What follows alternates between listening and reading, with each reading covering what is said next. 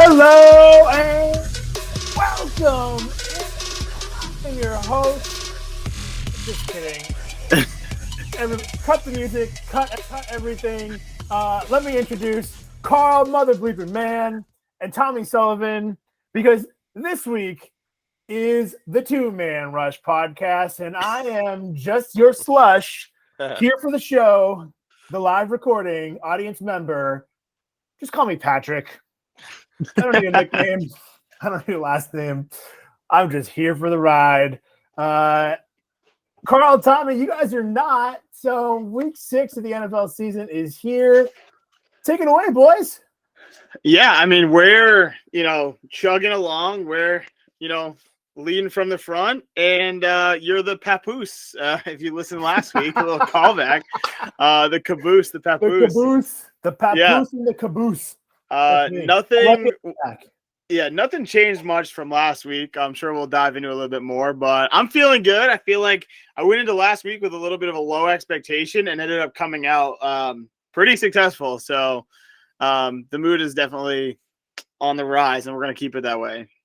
Yeah, I would say that our NFL coaching comps are pretty much set in stone, with Carl being the Bill Belichick of this podcast with his near 700 win percentage last week. I'm Jeff Fisher because I'm still at 500, just staying at 500 through 5 weeks. And Patrick, you're solidly Matt Rule at this point because your win percentage is so low. The only thing is you're missing out on the $40 million that he gets to sit on his butt. Seriously, that's the worst part about being Matt Rule is I don't get paid $40 million to sit at home for the next 4.5 years of my life. I mean, okay, boo-hoo, the man lost his job. He loves football. He has pride. Can we just talk about, whose dream is it not to get paid $40 million to fucking stay home? So, we shit on Matt Rule for all year on this podcast last year. Good for Matt Rule. By the way, if you listen to our preseason podcast, just kidding, nobody did, you would know that we're catching those bets on the first coach fired. Tommy, you were on it. So kudos to you, my friend. I think we were all kind of on it, but you really led that train. I did. So please, take your victory lap here. Yeah, I mean, sure, we can say that Matt Rule must have pride and he's upset that he got fired. But if anybody had real pride, he would have changed his coaching tactics year over year, and he might still have that job to keep his pride for. So I think it's on him. And thank you for making me some money, Mr. Rule. Mr. Rule. Of course, Tommy's doing pretty well this season, floating right there around 500, probably in part because he gets to bet against Matt Rule every week. So, Tommy, I don't know. Maybe we'll talk about that when we get to the Panthers, but I don't know. Is there a little heat in your seat right now? Feeling it? Feeling some pressure? I may have already looked ahead. We'll get to that game when we get to it. I definitely have some thoughts on it, but we'll tease that. I'll expand on that later. Wonderful, wonderful. Carl, you told us you were feeling pretty good. I know you've been chasing the elusive 10-win week. Why don't you tell us about what happened for you this week? Yeah. Was it last week or 2 weeks ago? I don't know. Last week, I think I called it that I was going to have a 10-win week. I did not have a 10-win week. I did go 8 wins and 2 pushes. So, we talked about, maybe those 2 could have been wins, and I would have had my 10-win week. But today we had a true, honest 11-win week. We had 1 push, so again, we'll just add that on, so we'll call it 12, right? Because why not? We'll that's just round how up. It works. I mean, you don't I got the money back. I got the money back. It's not a loss. Correct. Yeah. It was 11.5, I guess. But yeah, it was not looking good after the first 2 games. We had the Thursday night game and the London game not go my way. So after those, insane that you started with 2 losses. Right, and the Monday night game was a loss. So overall on Sunday, if you take out that London game, the main games, the 1, the 4, and the 8 o'clock game, it was just lights out for me, which was really good. Yeah, that was so. That 3 of my 4 losses were on the special games, if that makes sense. Obviously not prime time if it's in the morning, but the Thursday night, Monday night, and then the early morning. The exclusive time games. Yeah, right. I feel like that's still prime time. It's not prime time, but if it's the only thing, I don't know. For sports, it's prime time because it's the only thing on. Yeah. So prime time, Kirk Cousins. Primetime Carl is Primetime Kirk, but like the rest of the day Sunday, I mean, you basically went 11-1-1 outside of like the primetime special games. Pretty insane. All right, well, we covered what Tommy did. We covered what Carl did. So let's move on, right? Yeah. Right? Sure, we could just skip over the, what was it, a 4-win week? 5 and a push, I think. How dare you? It was Sorry, five, I'm so five sorry. and a push, which according to Carl is basically 6. Yeah, So give me the 6. I mean, I don't even have anything. Okay, here's what I'll tell you. If you're watching at home, I told the guys this last week. I didn't want to jinx it. I just last week on the podcast, I wore a lucky t-shirt because 2 weeks ago I went 5 wins and 2 pushes, so only 9 losses. I didn't get the elusive 10 last week. And I was like, oh God, like 5, 9, and 2. Can't let that happen again. We got to right the ship here. Wasn't really happy because I had just, I went 6 and 10 in week 2, and then I had a nice 9-win week in week 3. Don't know what the hell happened there. But then week 4, I had 5 wins. So I was like, oh God, 2 of the last 3 weeks. We got to change this shit up, change the mojo. So I got my 2014 Tom Brady jersey. Of course, we all know what happened in 2014. Patriots win the Super Bowl. They win 3 Super Bowls in the second mini dynasty of the Brady Patriots era. I'm like, well, this is it. It didn't happen for me. Literally, not only did I only win 5 games again, I didn't even get my second push. So I lost 10 games. Talk about an elusive 10-win week. This is the becoming all too common 10-loss week for me. So I didn't want to mention that I was trying to have some type of exorcism or superstition, anything last week. But you know what? Like, that's not the right strategy. So let me just tell the folks here what we've done. Usually you've heard me talk, if you listen to the podcast, about I like to guess the lines and see what my intuition says. I'm a very good handicapper, clearly not a very good picker of games. I've done literally 0 preparation for this pod. We are like just flying by the seat of our asses, seat of our pants. I don't have a lucky t-shirt on. And if you know me in real life, if you've seen me, if you've watched the pod, you've known I've had some flowing, beautiful, curly, long locks, similar to Carl's, just not quite as nice. And if you're watching at home, folks, I got into a fight with like a lawnmower, and I did something that's resemblant of like a Julian Edelman comb over. I literally just cut all my fucking hair off, like I'm a 14-year-old girl going through a breakup, because that's how I feel. So He's breaking up with his wallet right now. breaking up with my wallet. My wife's breaking up with me. Just kidding. She's not. She loves me. And I actually haven't put real money on this because listen, you know, when you know. What I actually spent money on was this haircut. So and Benny. Benny.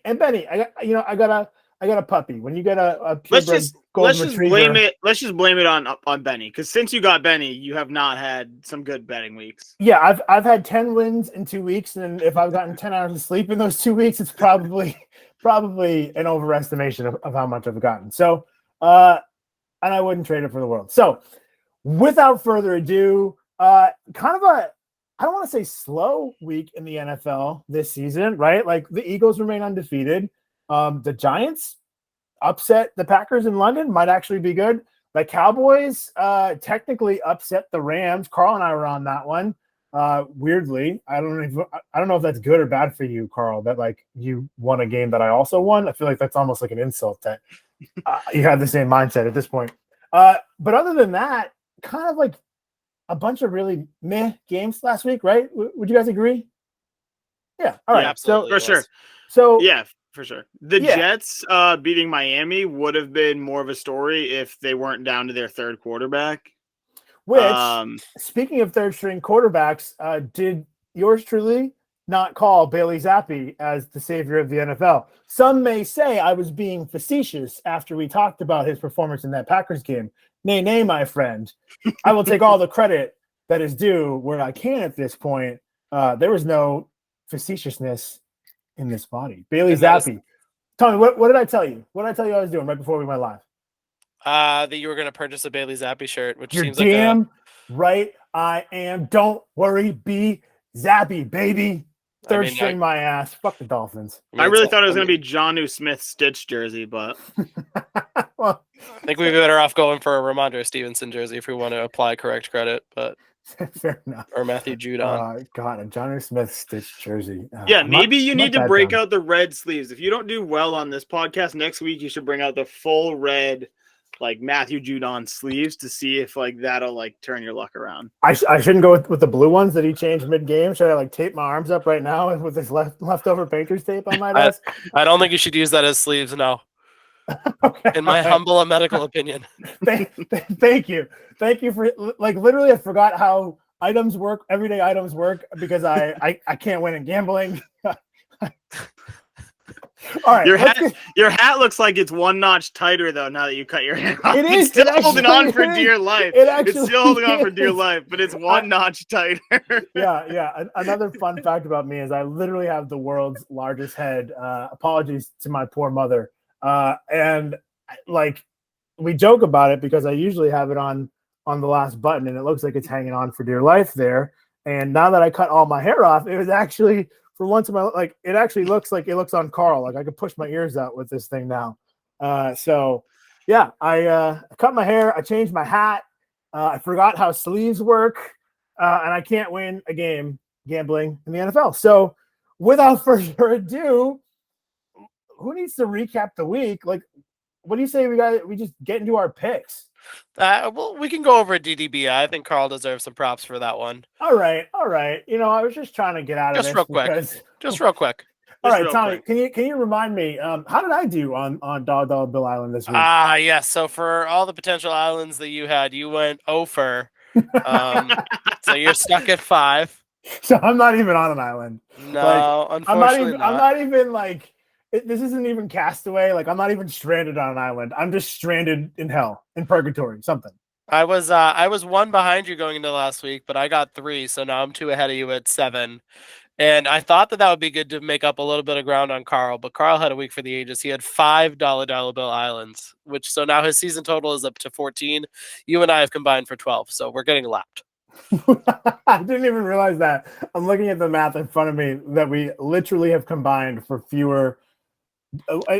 Which is why, okay, so let's just talk about these records here for a second. As we through 5 weeks, obviously, I've been pretty bad. Tommy's been right in the middle, and Carl's been excellent. Carl, I don't think we ever got to this point last season. I don't think anybody was this far above 500 through however many weeks, 11 weeks that we did last season. But you are leading the way. You are 10 games above 500 here at 43, 33, and 4. I'd also like to point out, really interesting, we had 1 push all of last season. We already have 4 so far this season through 5 weeks. Kind of interesting to me. Wild. Tommy, hanging in there. You were just 2 games below 500. You were 37, 39, and 4. And then that's the 2-Man Rush podcast. All right, guys, let's tune in. I don't think we got yours. What was yours?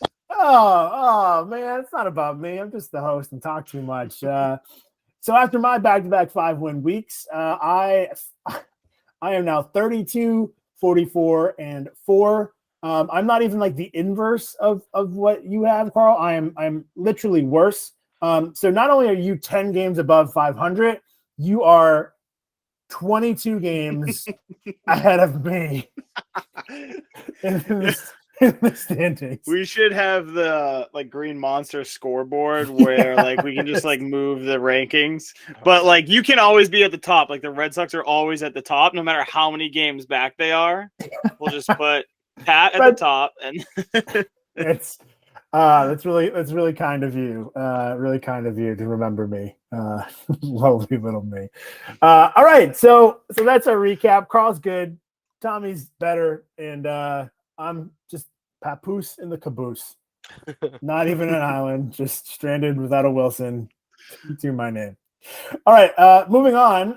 Let's dive into our picks. Thursday Night Football. The Washington Commanders are headed to Chicago to take on the Bears, where the Bears are 1-point favorites. That's slightly surprising to me because these are the first time that I've seen these lines. As I mentioned, the total in this game is 37.5. Vegas does not expect us to take many balls into the end zone, if at all. So, Tommy, why don't you lead us off here. I know you're just big fans of both of these teams and coaching staffs and quarterbacks. So, yeah, take it away. Yeah, if you follow me on Twitter, you'll see that I quote tweeted the NFL tweeted out hyping out the matchup, and they used a picture of Carson Wentz and Justin Fields looking not very happy. And my little joke that I made was they accurately depicted how fans are looking forward to this matchup on Thursday. How fucking funny was that graphic? I'm glad you tweeted because I hadn't seen it, and it is like literally like Carson Wentz has like Eli Manning, Peyton Manning forehead where he's got like the red indent and his helmet half hanging off. Like you got hot wearing your winter hat and you like pull it above your ears. And Justin Fields just looks like he has the curled lip. He has the curled lip of disdain. It's pathetic. So good job by you. That's a great comparison. And I mean, this game is a pick 'em at this point. This is tough. Ron Rivera literally called out Carson Wentz. Speaking of, he said that the only problem that his team has keeping up with the other teams in their division is that quarterback. Is Carson Wentz the kind of guy that seems like he would respond to that kind of public negativity from his own head coach in his career? I don't think he's shown it. Bears on a short week at home. I think only needing a point as a pick 'em. I think I'm going to lean for the Bears just because I don't trust Carson Wentz and his mental fortitude. Carl, what do you think? Yeah, I'm kind of torn here because I have the Bears like winning this game slightly.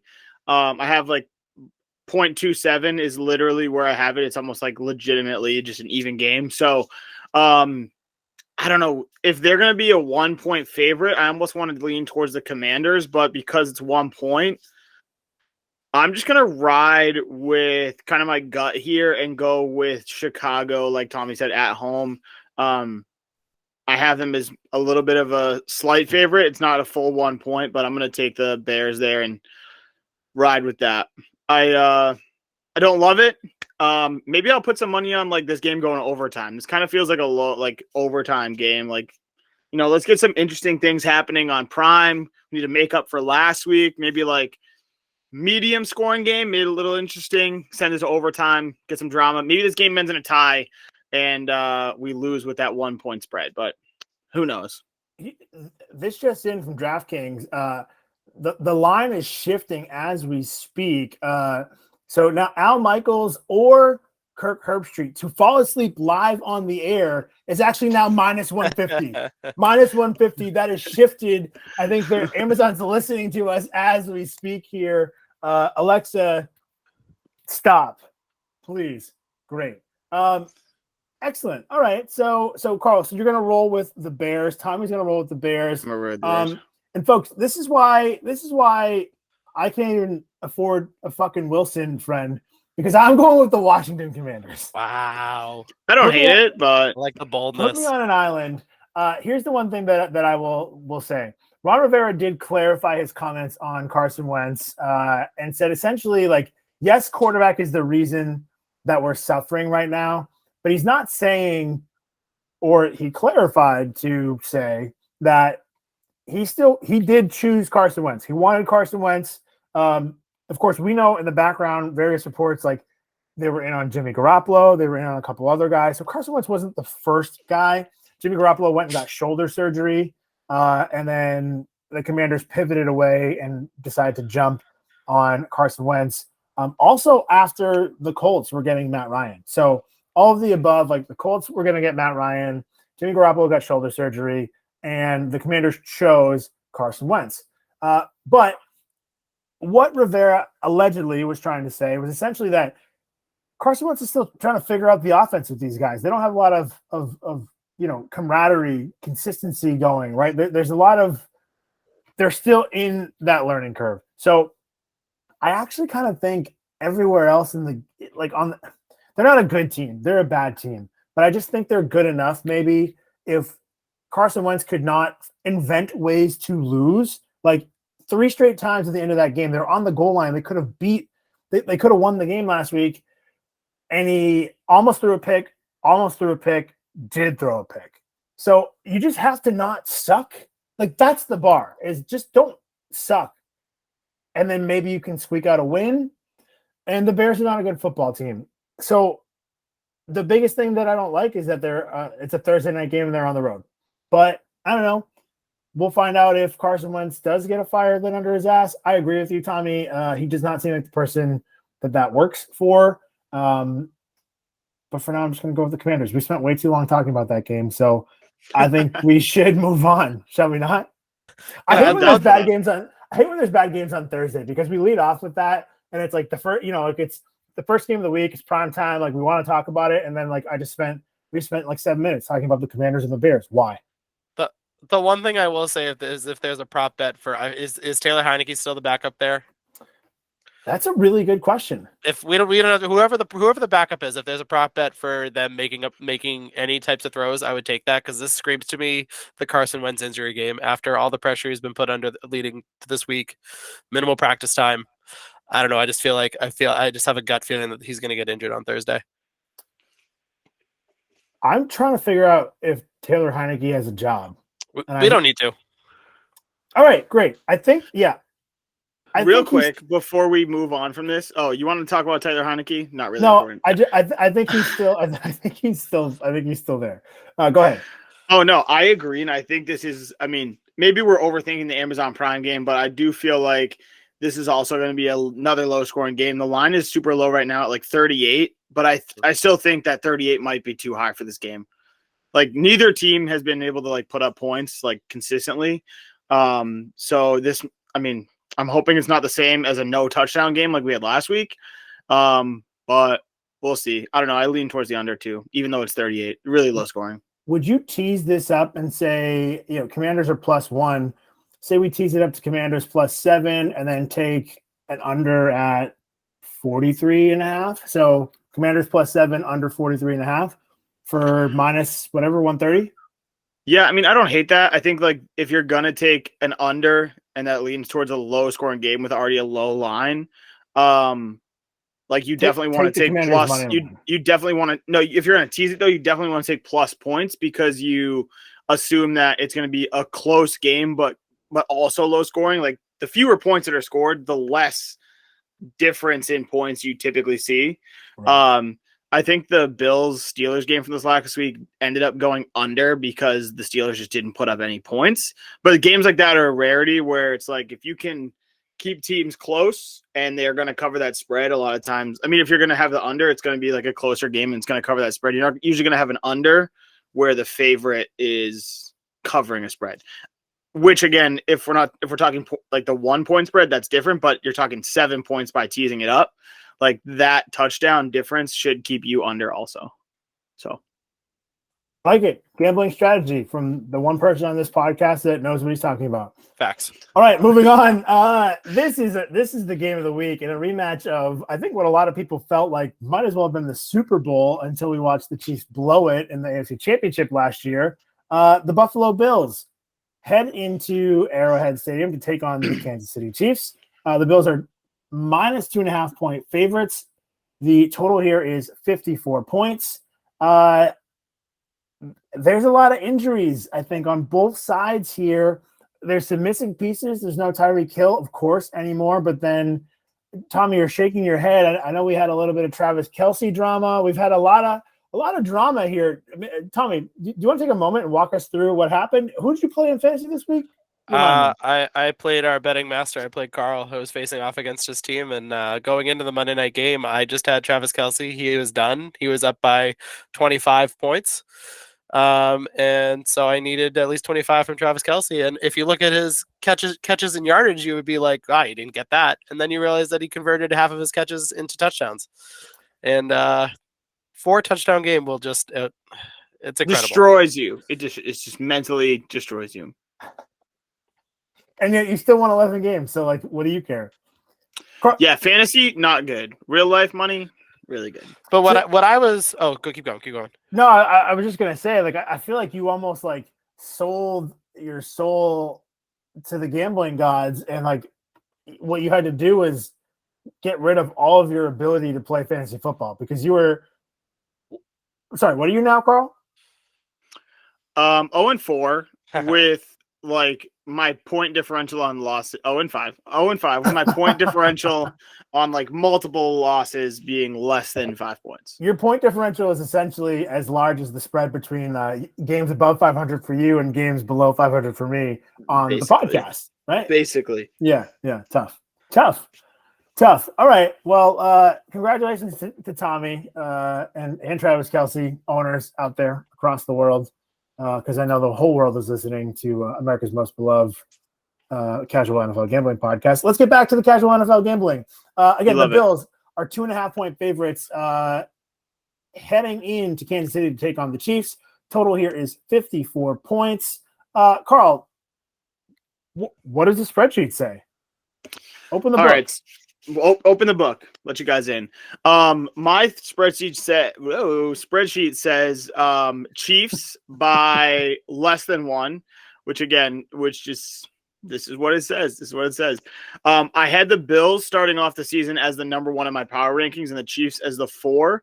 Honestly, they've both kind of trended pretty equally.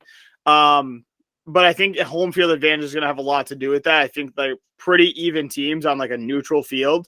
If they're playing to their capacities, we see like the weapons, obviously, that the Buffalo Bills have. They played against a very bad secondary this past week. So I think people are going to look at that and say that that's exactly what's going to happen with the Chiefs. Now, the Chiefs don't have a lights out secondary.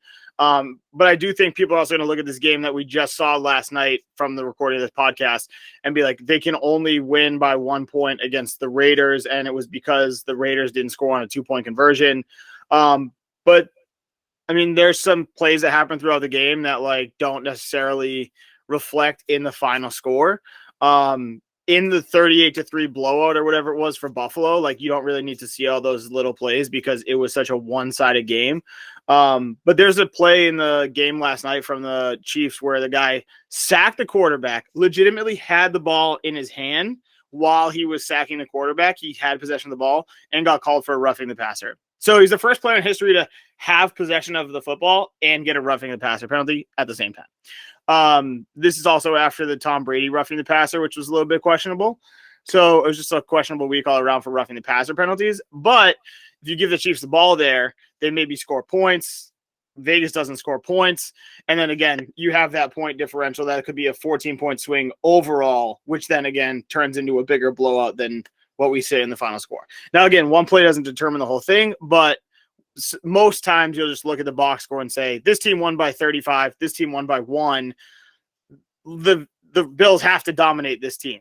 So I'm going to take the points at home. Long story short, give me Patrick Mahomes with those points in Arrowhead in a like playoff preview again. So this is what we're hoping for. More importantly than taking the points with Patty the Batty, it sounds like we've got a little like conspiracy Carl going on here. What are you talking about? Good answer. Nobody from Vegas listens to this. You could tell us all the things that you think Vegas might be doing, playing with that spread, those points.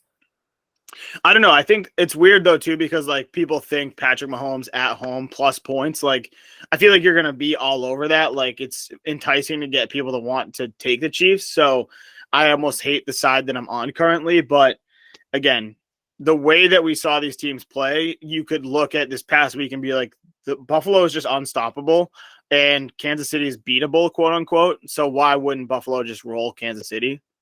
So okay, I'm taking the Chiefs. I'll hear what you guys have to say. Tommy, do you think you're going to be allegedly baited into taking Patrick Mahomes and the points? Well, I was gonna say it's funny that you brought up the Chris Jones fumble recovery roughing the passer play because I was gonna bring that up as well, but with a different interpretation. The reason I was shaking my head when you were first going over this game, Pat, a while back was because I just find it astonishing that the Bills are favored in Arrowhead for this game. Like these are two very good teams. So you would think with like the Vegas rule of like 3 points for the home team, that means that they really think that the Bills are 5.5-point favorites at a neutral site, which is, I think that alone is a little too high. And then you need to factor, like they need to give Kansas City some extra points here for Arrowhead alone, because after that play, when they booed the refs and the Raiders walking into the tunnel at halftime, coming back out whenever the referee had to make a penalty call against the Chiefs, his voice was quivering. Like he was scared to make a call against the Chiefs because of the effect that crowd has. And then they're going to get up for this game. Like this is the marquee game possibly of the season. Yeah. They know it. The NFL should have known it, and they should have put it on primetime. I don't know why they don't have it on primetime, but I wonder if it's protected. Oh, it could have been. But just this early in the season, though, would they do that? Each networks have games that they can choose to protect at the start of the season. But I came to the same conclusion as Carl. I just don't understand why the Chiefs are home dogs when they're as elite of a team as they are. So I'm going to take the Chiefs in the points. I'm going to fall right into the trap with them. So this is a 425 CBS game. So they've got that national slot. It's not like the Fox national game of the week, but I have a feeling it might have been protected. I don't know that. I agree. I think you're right. But while I was looking that up, I wasn't listening to you. So tell me again, who are you taking? You're going to go with the Chiefs? Oh, yeah, I'm taking the Chiefs. I'm falling right in that trap. I just think it's wild that they're at home at Arrowhead with a -2.5, plus 2.5 points. I love what I've seen out of the Chiefs lately. I think, I don't know, that they were struggling to communicate. There was a lot of issues in that loss to the Colts. And really the Chiefs beat themselves. So they're like that game away from, well, actually, I don't even know. Do the Chiefs have one loss or two right now? One. Both There's one loss. Okay. So they basically beat themselves. They're a couple like failed executions away from being the second undefeated team in the league. So the thing that's holding me back, though, is that I still think the Buffalo is a better team on paper, but I think Patrick Mahomes is the better quarterback. And at the end of the day, sometimes that is really what matters when the stakes are this high with teams that are this good. So I'm really torn. And I think Jordan Poyer is going to be back for this game. Interesting report came out after the game from somebody local to Buffalo that essentially said something along the lines of Jordan Poyer could have played this week against the Steelers, but because they were playing the Steelers, who might be the worst team in football, they decided that they didn't need to play him. They gave him an extra week of rest, and he's likely to return this week against the Chiefs. He just didn't want to play against the Steelers, and the Bills complied. So I don't know if that's good karma or bad karma, but it sounds like Jordan Poyer's ready, which is going to make a big impact on a guy like Travis Kelce, who pretty much single-handedly carried the Chiefs along with Patrick Mahomes on Monday night. So the biggest concern I've had for the Bills all year has been their health. And if they have that, I think I have to go with the Bills here. I don't love it. I don't like betting against Patrick Mahomes. How many times in my life am I ever going to get to take points with Patrick Mahomes? I can't believe that I'm going against the grain here with you guys because how much do I love Patrick Mahomes? But I'm going to go with the Bills. And when we get to this game on Sunday and I forget what I picked and I look back and I make our little spreadsheet to track our picks, I'm going to just send you guys a text like, what the fuck was I thinking? Why'd you let me do that? But for now, I'm going to go with the Bills. I wish it was like 1.5 instead of 2.5, but I'm going with the Bills, $1 Bill Island. I got to make up some ground. So I don't know. Let's go Buffalo. I do also I like your point about Jordan Poyer covering Kelce if he plays, considering at its worst, I think Sean McDermott is a smart enough coach that if Travis Kelce catches 2 touchdowns within 5 yards, that you would start covering him for the rest of the game. Yeah, maybe. Unlike Josh McDaniels, who was just like, yeah, sure, he can just keep doing that. That's fine. Do you think he just like was having, I don't know, like a wet dream live on the sidelines thinking about like his glory days with Rob Gronkowski that got him this job in the first place? Like what was McDaniels doing?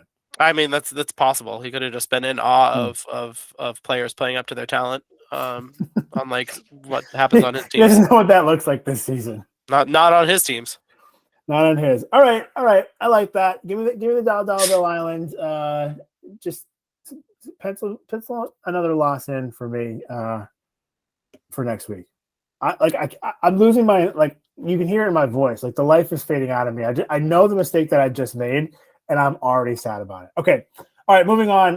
The 4-1 Dallas Cowboys, who I told you stink, are taking on the 5-0 only undefeated team left in football, Philadelphia Eagles, in Philadelphia, where the Eagles are favored by 4.5 points. This is our Sunday night football, so there's another reason why this didn't get flexed, right? Because Cowboys, Eagles, NFC East, 4-1 against 5-0. It's kind of our co-game of the week here. So Sunday night football, the over-under here totals 42.5 points. Tommy, lead us off here. Who are you taking? I was trying to do some more real quick research on whether Dak Prescott is playing or not, but I don't want to make the same mistake I made last week. This is tough because I think the Eagles are getting close to that. Like the Cardinals game showed that they were getting close to that crater level of like how long are the vibes going to keep them undefeated. And it's a big line too for considering like when the Patriots went 16-0, those last like 7 weeks of the regular season, they were all really, really close games and they were just fighting to survive to keep that undefeated record. And I think that we're getting to that point in the season with Philly. I understand it's only week 6 as compared to, but those teams are completely different. So for me, I'm actually going to take the Cowboys, even though I think the Eagles still eke out a win. I just don't think it's going to be my much. So with that 4.5 points, I'll take the Cowboys. I don't know if this is a good thing or a bad thing, but I agree with Tommy again. Oh boy. I do think the Eagles pull this out. It'll probably be closer than the spread has. 4.5 is also that weird number where like that odd number of touchdown field goal ratio that you have is either you're winning by 3 or 4. Not usually 5. The Vegas zone. Vegas doesn't know what to do with it, and so they put it there because it's enough points that you will take a very public team in the Cowboys. It's low enough that you feel comfortable taking the Eagles. They win on both sides. It is the Vegas zone. Sorry, continue. No, you're right. And I mean, they win on every side always. Otherwise, they wouldn't have the big buildings and the flashy lights. But I don't know. I think that I have it right now at 1.86 for the Eagles as like winning, which doesn't get them to cover the spread. So I'm going to take the Cowboys. Now, that being said, I mean, my spreadsheet is not 100% accurate first of all, they can't win by decimal points. This is not fantasy football. They can't lose by decimal points either, like I can in fantasy football. But there's a chance that this ends up being closer and the Cowboys have a chance to win it. Which is why I'm going to take the Cowboys. I mean, I'm not saying they're going to win it outright necessarily. Again, going back to the preview pod that never got released, we had them Eagles going like 10-0. This is also the game before their bye week, so there's really an incentive to kind of leave it all out there this week, a little bit more so, maybe not leave it all because you still have the rest of the season, but you have that extra week to recover. So getting hyped up for Sunday night, knowing that if you can get through this week, you have 2 weeks off. Practice is probably going to be like either walkthroughs or like light practices for the first couple of days, like before you even get back into real contact. So it's not going to be like saving yourself for the next week. So I think the Eagles do have an advantage in that sense, but I'm still going to take the points with the Cowboys there and see what happens. I really feel like I should follow suit. And if this line had shifted a little bit and had been a little bit heavier, I might have done that. But once again, I'm going on the island and I'm going to stick with the Philadelphia Eagles. And here's why, right? Like record-wise, so in the unreleased preview pod, we talked about, you just said this, like the Eagles and the Cowboys were tied for the easiest strength of schedule this season heading into the season based on last season's teams and their records heading into it. Just based on the schedule, they were tied the easiest opponent's record against, right? I think we're seeing that play out here a little bit. I told you that I thought the Cowboys stunk. I thought everything just got worse on offense when Tyron Smith, their left tackle, was not in the game, and they just lost him for probably the season. If anything, he comes back in January, right? So we're not going to see him anytime soon. I kind of think the Cowboys have been better with Cooper Rush than they were with Dak, because I think Dak is – we've talked about this in the past couple of weeks too, right? Like Dak is that explosive athlete. He's the playmaker, but I think he kind of maybe tries a little bit too hard to make something happen when it's not there. The decision making is questionable. Cooper Rush has one job, and it's just don't lose the game. It's like he doesn't have to be spectacular. He doesn't have to fuck up. That's all he has to do. But against a defense like these Philadelphia Eagles have, I don't think that's enough. You need a guy that can go out and win you the game. So unless the Cowboys defense really steps up, they did this week in LA against the Rams. They certainly can do it again, coming back across the country in Philadelphia on Sunday Night Football. But unless the Cowboys defense steps up and really brings Jalen Hurts back to earth, and I think we can all agree he is in the midst of a competitive MVP race, right? I just don't think the Cowboys have enough. The advanced metrics kind of on my side here, just looking at DVOA, right? The Philadelphia Eagles overall team, they're second in DVOA, they're fifth in defense, and they're fifth in offense for their DVOA, right? So value over expectation essentially is what that boils down to. The Cowboys, on the other hand, are sixth in DVOA, so not that far behind, right? Pretty good overall, but they're really carried by their defense. They're actually sixth in DVOA, where the Eagles are fifth. But here's the difference in offense, right? They're 17th. So they are performing worse than is expected of them, and they're still 4-1. So I don't know. I guess you could say that leans in favor of the Cowboys. They're winning in spite of what the offense is doing. But I don't know. I would like to see Cooper Rush step up and win this game. It would give me a lot of faith in the Cowboys moving forward. But for now, I'm going to roll with the undefeated Eagles. I'm going to roll with that defense. 4.5 is low enough that I feel comfortable. That was way too long of an explanation, but hopefully it brings you guys some value. But hey, fade Pat because I'm the slush. You guys are the rush. So that's the thought process. I don't hate it. I get it. Still, is it guaranteed that Dak is out? I still don't know. I tried to Google it, and I have no idea. They're like, here's a weird thing about the Cowboys organization, like especially with Jerry Jones, he just kind of goes out there and says shit like, yeah, we think he's gonna play, maybe.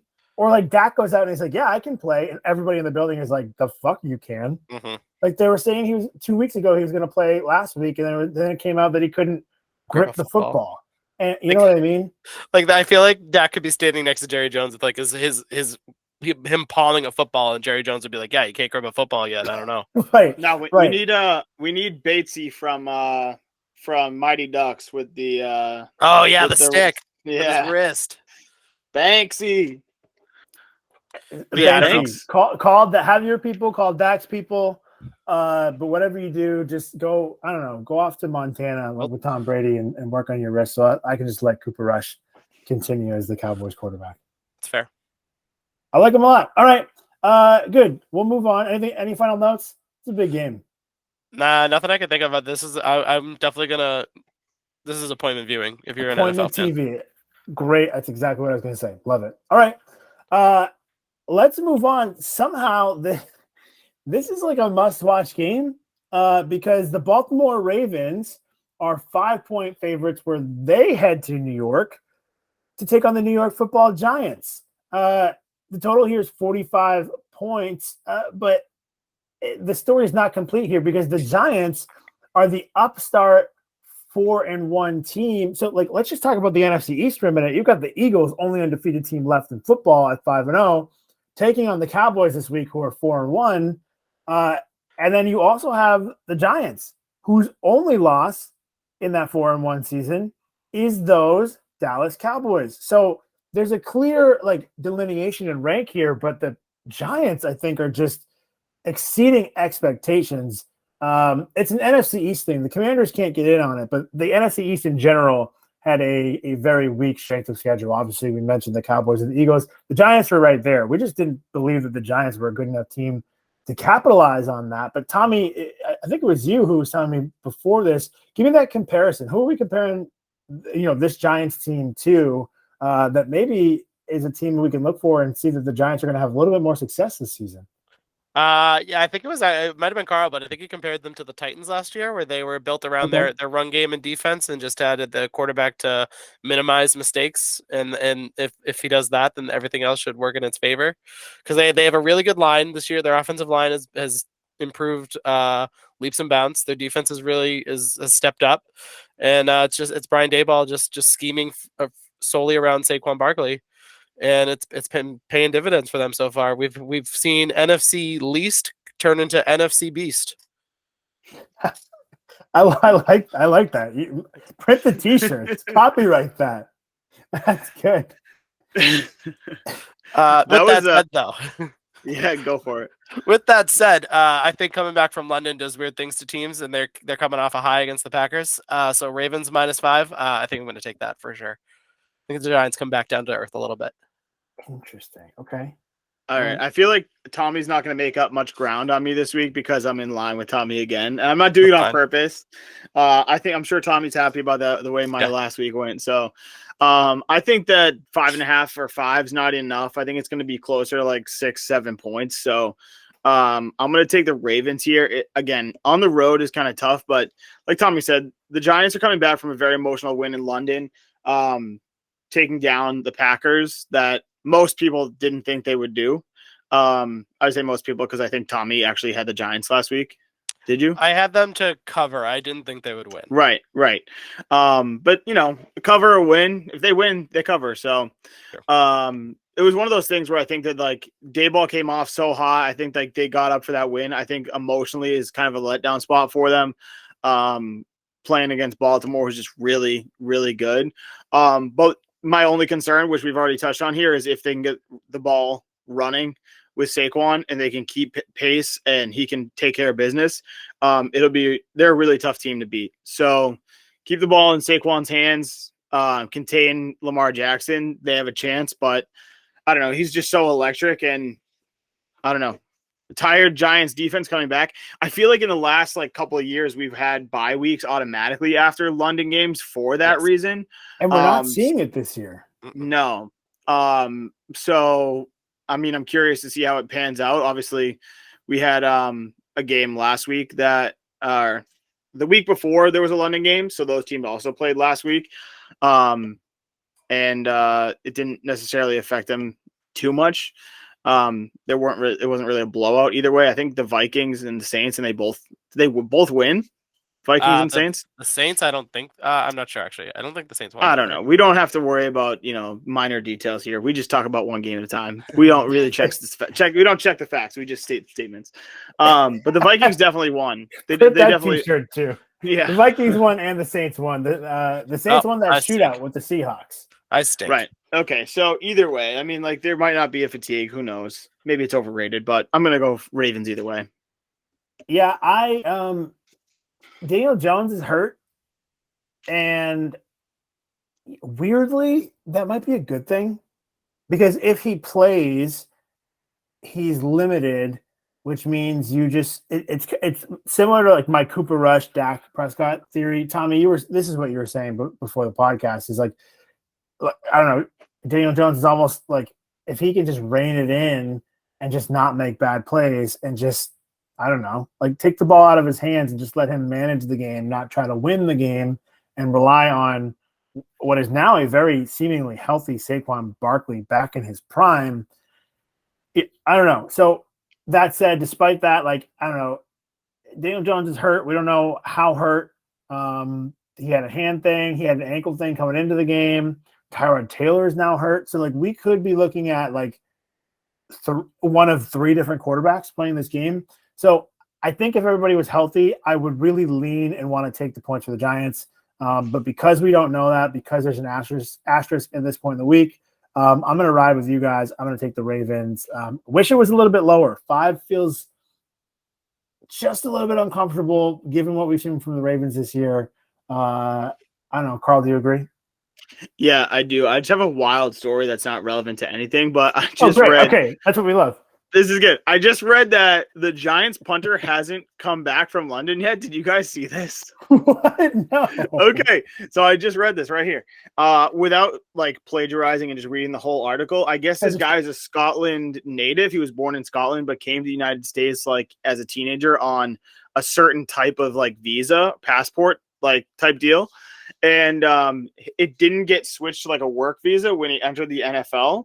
So for somehow he was able to go to London to play in the game, but they're not letting him come back because his passport is not like this like legal. So he's still over there. Are you reading that too, Tommy? Is that where you? Both the punter and the Giants were aware in advance that this could come up. So they knew going in that there was a chance he would get stuck there. See ya. That's wild. Apparently he's supposed to fly back on Thursday, but still. Did you also know that this guy's nickname is the Scottish Hammer? Awesome.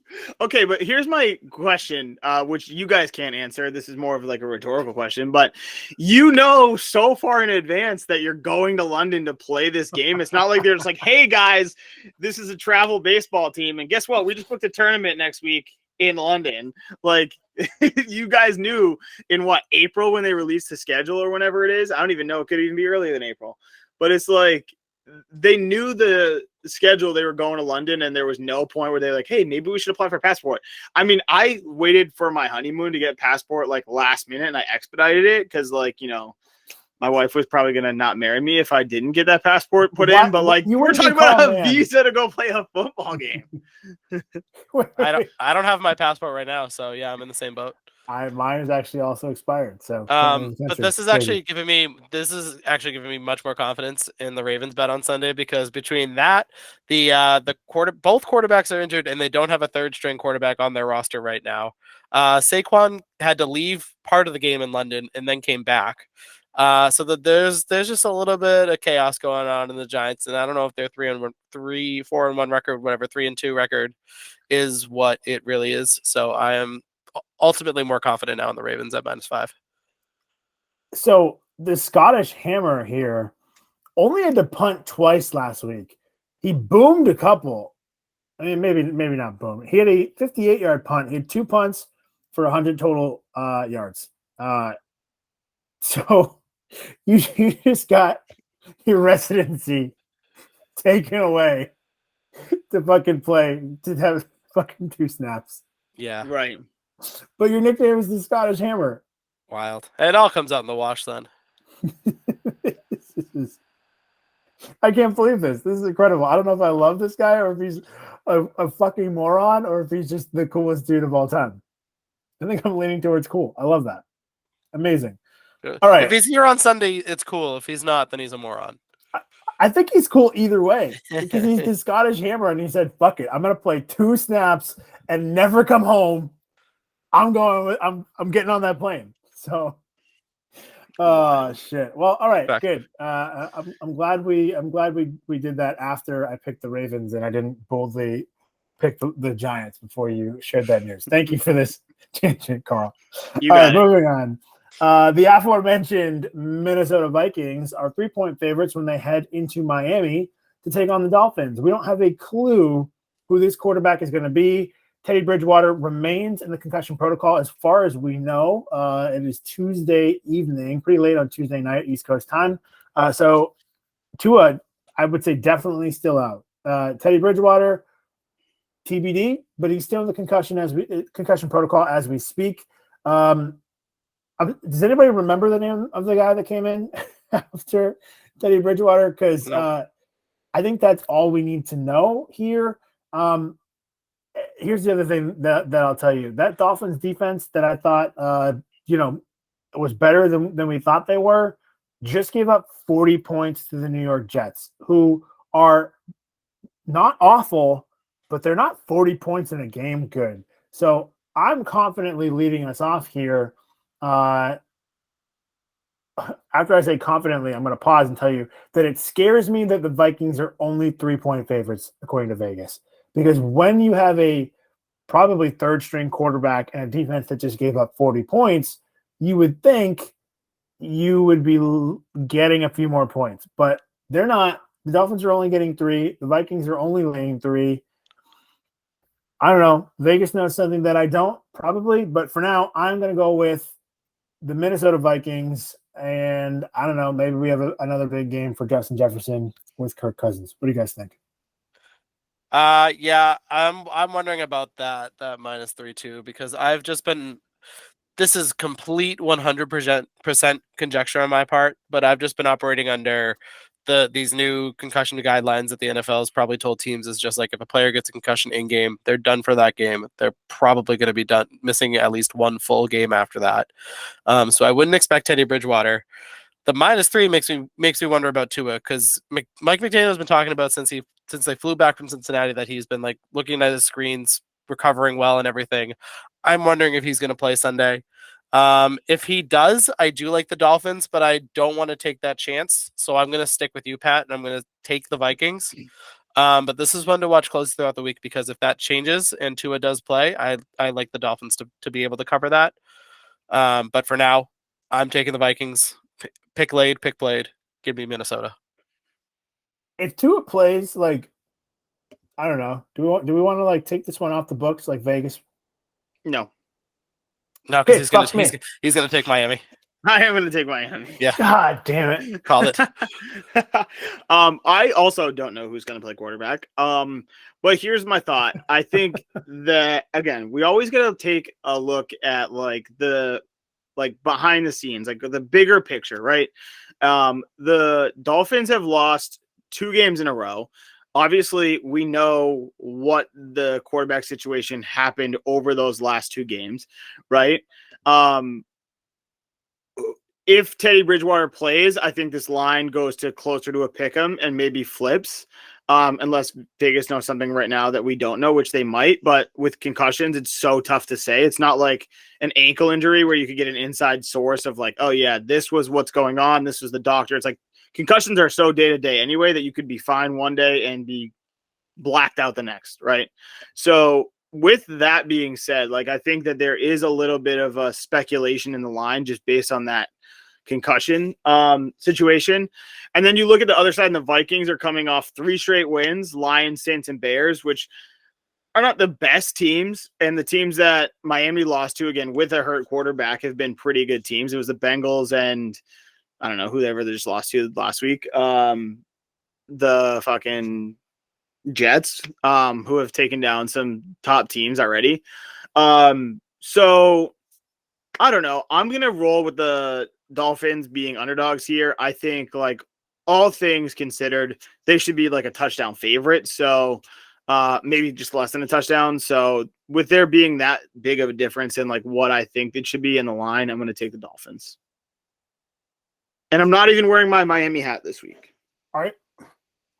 Are you worried that, not to diss the almighty spreadsheet, but are you worried that the sheet just might not be factoring in the lack of quarterbacks? Yes, but I don't adjust for injuries too much because bold strategy. It is a bold strategy, but when you look at it like over time, like more often than not, it's overrated. Like it's, again, we can discuss this if there's a blowout that comes up next week.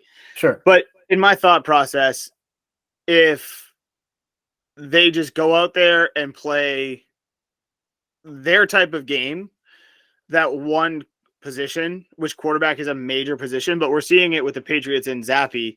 And I know we're very high on him because he's a Patriots guy, but I didn't adjust the line from Mac to Hoyer and then Hoyer to Zappy, and the Patriots covered both those games, where if I had given the other teams a couple points because of the drop-off in quarterback, what I'm projecting, then I might have gone the other way on both of those and would have lost. You know what I mean?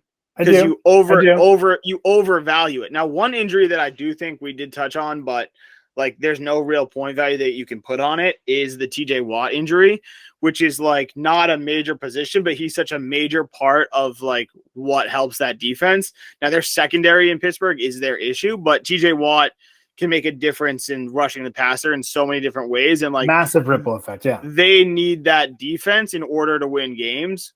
Whereas like as a quarterback, like you have the pieces around you where like you can hand the ball off, you can make smart plays. You don't have to force things downfield. Like, will it win you games if you have a better quarterback? Of course. But like if you're just a game manager like Zappy is, and you can keep it close, like that's what I'm hoping for Miami. If that's the situation, if it's Teddy Bridgewater, then I'm just that much more confident in it. fair enough. I think it's a really good explanation. The other piece that I'll just add in here too is on top of not knowing who the quarterback is, Tyreek Hill was in a walking boot after that game last week. So, and I know you know that because I told you that before we started the podcast. So, and as Tommy likes to say, a pick laid is a pick played. So you can ride with those Dolphins. But I think we're going to ride on right into the next game. Sounds good. Which is where the New York Jets are taking on the Green Bay Packers. Packers looking to bounce back. They're at home, 7-point favorites. They just lost to the other New York team in London. So can they lose to a New York team 2 weeks in a row? I don't know. Carl, why don't you lead us off here and tell us about the Packers and the 7 points that they're laying? Okay. Let's just take a quick poll. And do we think that 7 points is too many for a team that lost to the Giants facing a team that has won multiple games in a row? We think 7 is too high. Yep. Yeah. I'm not surprised that it's 7, but yeah. Yeah. Okay. So we're talking about this team that has not covered over the last couple of weeks versus the Patriots and then the Giants, facing a team that has won games as underdogs in the last couple of weeks. And put up a 40 burger a week ago. Yep. So what I'm saying is I'm going to take the Packers to put up a lot of points this week. Aaron Rodgers is going to play pissed off. Hopefully the Jets are a little tired from, just winning scoring games. all those points. Yep. All those moms. And I'm going to take the Packers potentially by 2 touchdowns. Oh, okay. All right. Tommy, you're making a face here. I really don't like when you bait and switch by using my exact argument that I was going to make as the bait. Because what I was going to say is this would be 3 weeks in a row that the Packers have been favored by at least 7 points. In the previous 2 weeks, they needed a win in overtime, and then they lost. So if there was any week that Aaron Rodgers should be playing pissed, first of all, that overtime win was against a third-string QB for majority of the game. So if there was any time for Aaron Rodgers to be pissed off, it would be as he's crossing the Atlantic, getting ready to face what is presumed to be a weaker team from New York. But now he's in the same exact situation, and I don't think they're going to cover. I don't even know if they're going to win, to be honest. I don't really know what Vegas makes of this Packers teams because they have not looked anywhere near as good this entire season as the credit that they've been getting consistently from Vegas. Breece Hall has stepped up.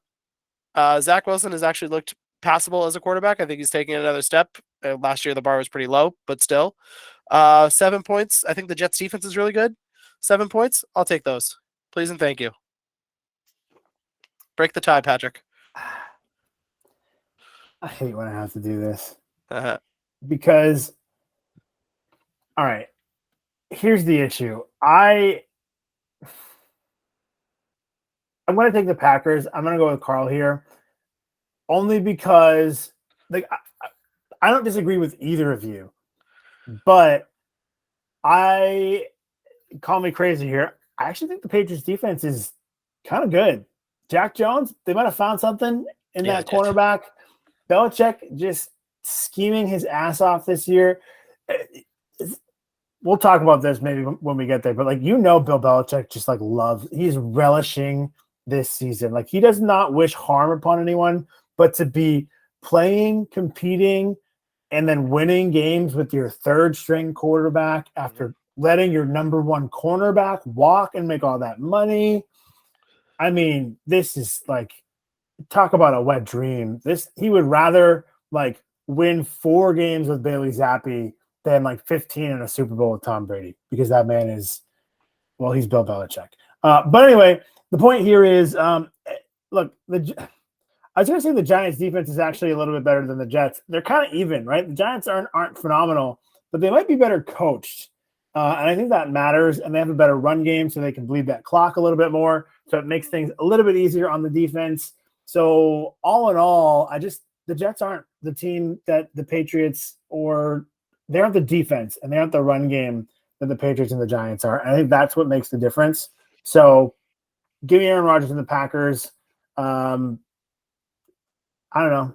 If I lose because the Jets cover, at least it was a good game, right? Yeah, this is one of those games where like I'm not going to be upset if I lose. It's just like I'm not going to trust the Packers until they show me why I should be able to trust them with a big spread. Yeah, I mean, classic rule, right? Like once there's a streak, bet it until it dies. And that's what you're rolling with here. I think we just and Vegas clearly is still here unless we're being baited. I don't know. The Packers aren't as bad as they've played. They're just really playing down to their competition, which is maybe a product of some youth, losing some veterans. I don't know. That defense was supposed to be really good, and it's hasn't been. We'll find out. But we're also going to find out how the Pittsburgh Steelers, how many points they can lose by this week. It's kind of becoming a game at this point. Carl got to enjoy that game, went on out to Buffalo with his lovely wife, his Steelers fan wife. Some really great videos, Snapchat footage from that. So I appreciate, thank you for taking your wife to 2 straight games that the Steelers have lost. That it's great for me. It's great content. But anyway, back to football. The Tampa Bay Buccaneers are headed to town. They're 8.5-point favorites, somehow only 8.5-point favorites, to take on Kenny Pickett and the Steelers. The total here is 43.5 points. And I just am going to confidently lead us off and say there's no fucking way that the Steelers come even close. We saw what the Bills did to them last week. They lost to the Patriots. Bucks. Give me the Bucks. I'm taking the Bucks. I don't really care. Last time I said that, like Bucks by 1 million, Chiefs by 1 million, kind of blows up in my face all the time. Carl, you've seen the Steelers up close twice this season. You just gave us a little bit of that TJ Watt scouting report. I don't know. Is there any way that they cover this game? This spread? I mean, it might be close, but I'm going to take the Bucks also. If they just the Bucks just line up and then send like, I don't know, Mike Evans, Chris Godwin, literally anyone just straight down the field, chuck it up. It seems like they've got a chance to score a touchdown on any given play. So my strategy would be win the coin toss, choose to receive, fair catch it on the 2, kneel the ball twice, and then go for that 98-yard pass, kind of like what the Bills did to try and pad Josh Allen's stats. Because, I mean, that's really all it was just like, let's chuck it up to Gabe Davis. So figure out who the Gabe Davis is going to be for the Bucks this week and maybe throw some money on like, multiple touchdowns for Mike Evans, Chris Godwin, one of those wide receivers, get some good odds and, collect. I dig it. Yeah, I mean, we got another situation where a team has a heavy favorite after being a heavy favorite and not being able to cover last week. But at the same time, the Steelers are nowhere near as good as the Falcons, who are a bad football team to begin with. I'm going to take the Bucks here because the Steelers are in the hunt for the number 1 pick. I'm sorry, Kay, but they are not very good. The best part about this is that Kay like blew us up in the group chat this week because she won't listen to the podcast because we slander her team. And I think we've been relatively nice. Other than saying they might be the worst team in football, we don't like heavily shit on them. We just say like, hey, like they're not very good. And like, we're not lying. We're not being mean. No. They really aren't, right? I mean, it was mean of me to say that they're nowhere near as good as the Falcons, who are already not a good team to begin with. But well, that's the irony now, is because as soon as I was like, I mean, listen, we've been pretty nice this year. We're just dumping all over them now. So Sorry about that, Kay. Weird. Is it weird to anybody else? Actually, I guess it's not weird, but TJ Watt, who was like, oh, I tore my pec. I don't need surgery. I'll come back this season to a bad team. Now has delayed his return because he got surgery on his knee. Like, that's not a good sign, right? I mean, it was probably said to him by the doctors, like, hey, you can have while you're out, you can have the surgery delayed another week and your knee will feel a lot better. Like, your pec is going to feel the way that it's going to feel, but this way your knee is going to feel a lot better. You can just do this now while you already have one injury. That's probably how it was sold to him. Because, like I said before, no matter what the situation, players are going to want to play, and they're going to if they're told, hey, you can do this, you're going to feel better. You might lose an extra week out of it, and if you're already losing 4 weeks, what's 5? Yeah, then I just think I don't find it weird. I just think players do what they're told. Okay, fair enough. We can move on because the San Francisco 49ers are 5.5-point favorites when they head to Atlanta this week to take on those very Falcons that you mentioned. Total here is 44 points. Carl, why don't you leave me off here? I don't know. How do we feel about the 49ers after just a rash of injuries that they suffered this week? I like the 49ers, and I also would like to point out that I think the Falcons are now 5-0 against the spread. I think They are because they undefeated against the spread. Right. So, I mean, is that going to get a lot of coverage? Is that going to have people betting on them because they're now home dogs with that? I guess I hope so because I'd like to be on the other side of that. I'm going to take the 49ers here. It's 5.5, which makes me feel good about a touchdown being a cover. I'm going to take it. I mean, it seems like the Falcons, I mean, they haven't really been in opportunities to win games necessarily. They're just very good at covering. I mean, it is what it is. That's the game that we're playing. But I'm going to take the 49ers to hopefully run away with it and then hold them off to not let a backdoor cover happen because that would be less than ideal. Yeah, I'm pretty much in the same boat. I think that good kudos to the Falcons for covering the first 5 weeks, but I'm pretty sure they've been underdogs all 5 weeks. I could be wrong on that. No one needs to check me if you don't want to. But I think that it comes to an end here. Even with the rash of injuries, I think the 49ers defense is still vaunted enough to handle a Falcons offense that doesn't have Cordell Patterson. And I really don't trust Marcus Mariota to be able to keep them in against the truly elite teams. So give me the 49ers. It's been fun to see Marcus Mariota find success. Geno Smith find some success this year. Definitely been a lot of fun to watch. And it's not just like regular success. Like they've been genuinely kind of exciting, I think. So that's Geno Smith, yeah. Yeah. Marcus Mariota has had his moments. The Falcons in general have been scrappy. Good stories all around.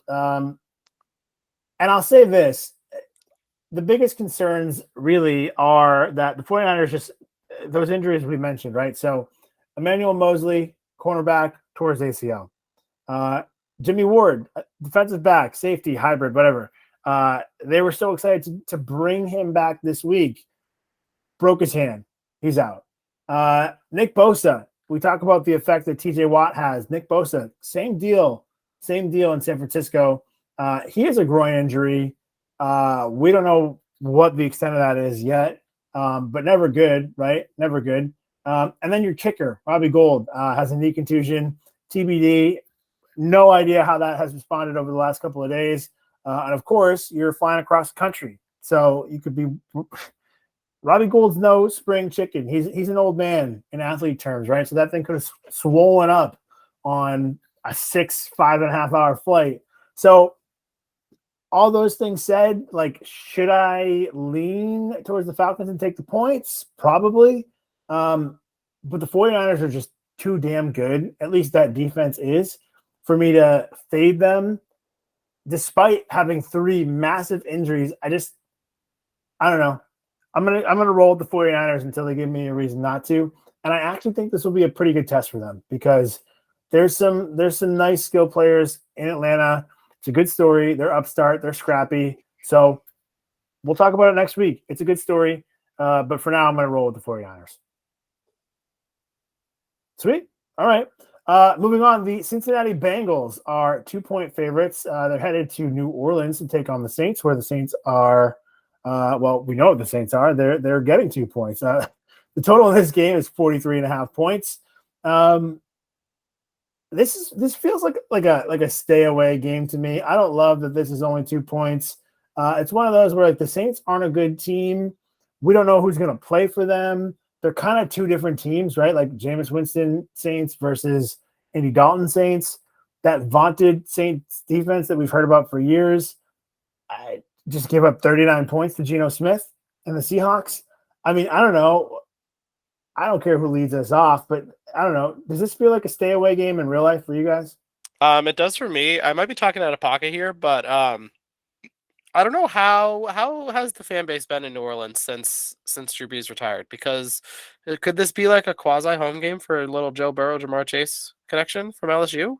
It's a really good point because I think those two guys are beloved. Like if you bring LSU a national championship, it's as good as bringing the Saints a championship. Hmm. They love the Saints. There are some really great football fans in New Orleans. But that's an excellent point that I didn't think of, Tommy. Yeah, I mean, I understand T. Higgins had to sit out last week because of his ankle injury. Thanks for having him in your lineup, Carl, for the 0 points. Yep. So I mean, if he can get right for this week, I think Lattimore will be able to cover one of them, but that defense isn't good enough to stop two good wide receivers and a quarterback with the skill of Joe Burrow. So I think with only 2 points and with a little bit of hometown flavor for Chase and Burrow, I think I'll take the Bengals at -2. What do you think, Carl? Yeah, this feels like a trap line, but I'm gonna ride with the same thing. I'm going with the Bengals -2. I do think that it will be a close game, though. I have 3.8 for like my projected spread, so I don't have the Bengals in a blowout by any means, but I like them at -2, and I mean I'm not opposed to paying a little extra to take the money line straight up, but -2, like if they win by 1, I'll be a little upset, but I'll take -2. I'll take the Bengals.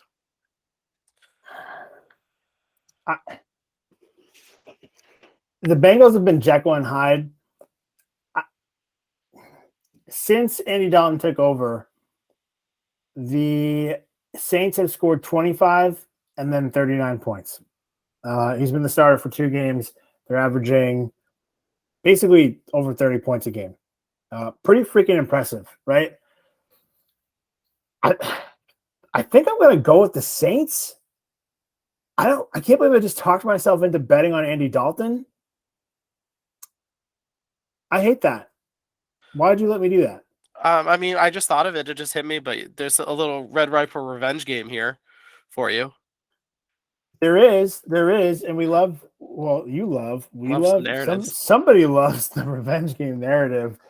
You've stayed away from it this year, and you've done well. So probably doesn't bode well for me. This is silly. But the Bengals, I don't know. The Bengals just aren't what they were last year. Not yet. And the Saints are putting up points. My luck, Jameis Winston's going to play, and everything's going to change. They're going to stop putting up points. But for now, I'm going to roll with Andy Dalton and take the points with the Saints. Fair enough? Fair enough. All right. Our New England Patriots are taking on the Cleveland Browns. They're headed to Cleveland. The Browns are 3-point favorites. I'm a little bit surprised at this. Not really, but a little bit. The total here is 42.5 points. So, Carl, you're our resident Patriots expert. I mean, I guess we all are, but you're the guy. I mean, you've only been going to the games your entire life. So you tell me, how do we feel about our Lord and Savior, Bailey Zappi, heading into Cleveland and covering with 3 points in his back pocket? I don't love it, and I'm also not going to take it. Tell me why. We'll see what happens, but Nick Chubb has just been like a man on a mission this year. The Patriots' strength on defense is their pass rush, in my opinion. They did shut down Goff and the Lions this past week. But I don't know. I think it's going to be close to the spread. I think I have it at like 3.5. We'll see what kind of home field advantage they get in Cleveland. But I'm just going to lay those 3 points with Cleveland, still root for my Patriots. But I guess it'd be a win-win. If the Patriots win and I lose this, the Patriots won. If the Patriots lose and they don't cover, the only way that this would hurt is if the Patriots win by 1 or 2. I mean, if the Browns win by 1 or 2. So, I mean, you're right. They probably do have a better pass defense overall, but let's take a look at what is Bill Belichick's like his calling card when he's scheming against other teams. Shut down their number one person. Oh yeah, and in Cleveland, it is very clear who their number one person is. There's no two ways about it. I think that he's going to build the entire game plan around stopping Nick Chubb. It might not work out for them. They have other players that can hurt them. I think their pass defense is good enough to stop Amari Cooper. I don't know about David Njoku. I don't know about Kareem Hunt, but I can guarantee that Nick Chubb is going to be he's going to have a cap put on him. I think 3 points is kind of iffy, especially going to Cleveland.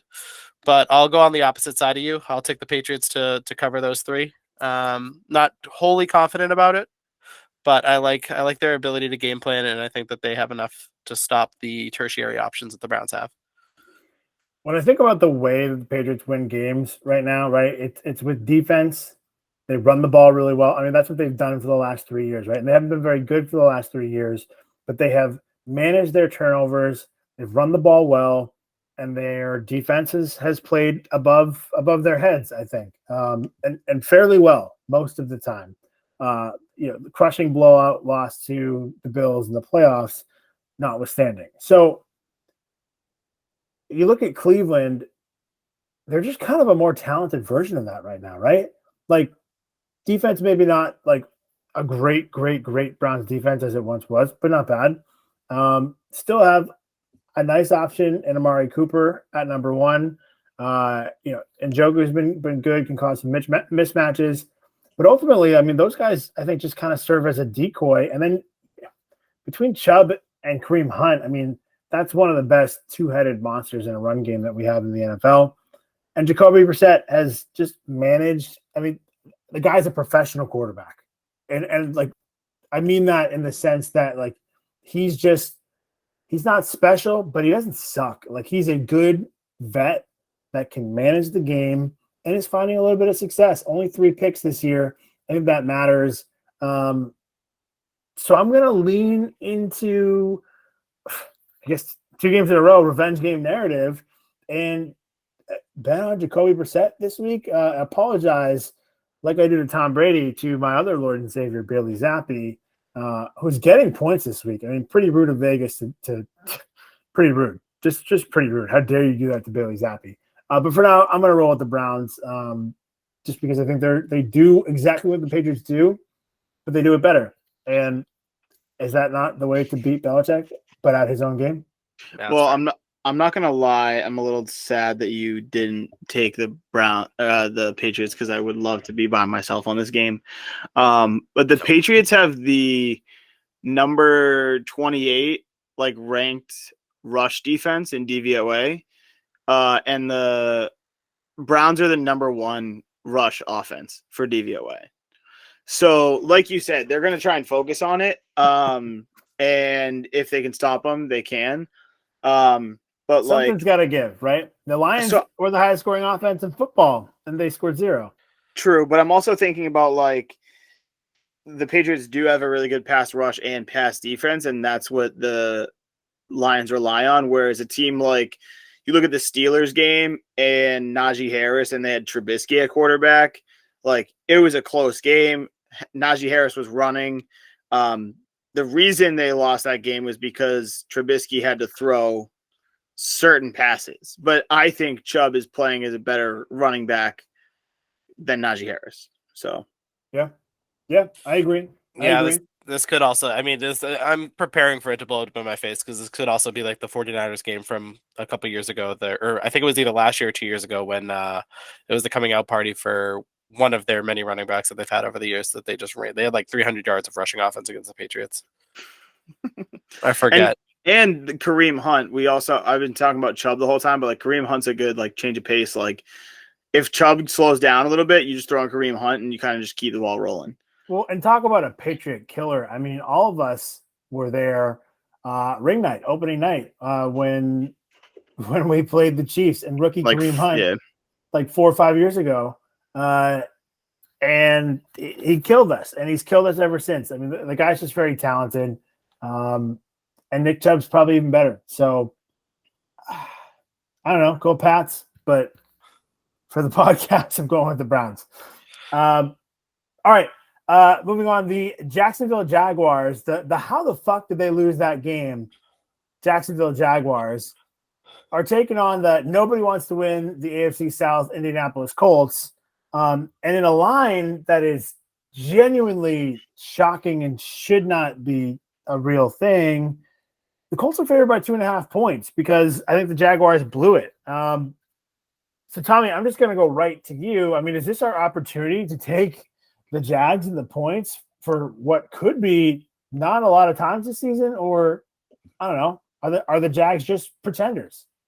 Yeah, this is tough because they might have. It seems like the Eagles might have unlocked something that the Texans followed the game plan of just keying in on Christian Kirk, taking him away as an option for Trevor Lawrence, and it's proved dividends for the past two options, and now he has to go up against Stephon Gilmore, which is going to be it's another tough matchup for him. So if they can key in on that, I don't know how else the Colts defense can stop Travis Etienne, who has seen his touches uptick for 3 weeks in a row now. He's taken over James Robinson in terms of touches per game, and so I think I'm going to take the Jags for that. I think that they're going to finally learn to adjust, let Trevor Lawrence go through his reads a little bit more, pass on Christian Kirk, make him more of a decoy, just take Gilmore out of the game, and focus on the rushing. So give me the Jags here. I don't trust Matt Ryan anyway, so give me the Jags. Okay. I mean, I can. Carl wants me to go because I think he thinks I'm going to take the Jaguars because he just wants to be all alone on that Colts Island. If this was a week ago, I would have been all over the Jags. I would have been laughing in Vegas's face. I would have said, give me the points. Look at this team. I mean, I asked you guys, we cut this. I asked you guys a couple weeks ago. Nobody heard it. If Doug Peterson was like one of the 10 best coaches in football, which is a different rant because coaches suck. But now I'm not so sure. I'm really not so sure. I don't trust the Colts. Like, I'm trying to do some crash research here and figure out like how I'm going the filibuster is strong here. I'm going with the Colts. That's exactly what I'm doing. I'm going with the Colts though. Sorry, Carl.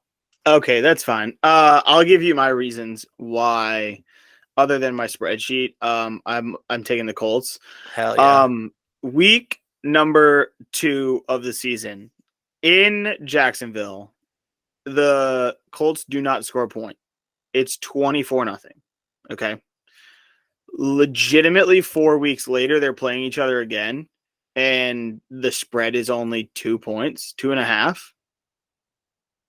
They're trying to get red flag. They're trying to get you to say like, oh, this team just won, did not give up a point 4 weeks ago. Like, you want the plus money. You want plus 2 points. You know what? You want to bet them outright, plus money. You want the points? We'll give you points. I'm taking the Colts by a touchdown. I wouldn't be surprised if they win this game 24-0. Is just a flip flop of the other way around. Colts by 24. Is this the quickest we've had a divisional series matchup be done in the season? Like repeat ever, or like the recent history? Ever. Like why are two teams playing each other within the first 6 weeks of the season? That's insanity. It happens once in a while. I don't know. NFL schedule makers are weird. Like, this is the first week of buys, and we're already having one divisional series wrapped up. Yeah, that doesn't make sense. AFC South, baby. Oh my god. I'm trying to like quickly look at the schedules for these teams and see if there's anything even like remotely close. Like, you're supposed to save these matchups for when like the division could be in the balance. What's weird also is I'm looking at Tennessee. Tennessee just played Indy week 4. They're on a bye this week, but they play Indy next week. So Indianapolis is already, after next week, will have already played completed 2 of their series. Is that right? I need to know when they play the Texans because am I looking at that right? Yeah. And then they don't play the Texans until the last one. So they played Houston in the first week and then play Houston in the very last week. So through week 7, the Colts will have played 5 of their 6 divisional games in 7 weeks. Yes. And then don't play another one. Don't play another one until week 18. That's bonkers. Wild. Well, this has been NFL Schedule Makers. Tune in next week where we Can I take discuss. that job? Because somebody clearly failed. All right.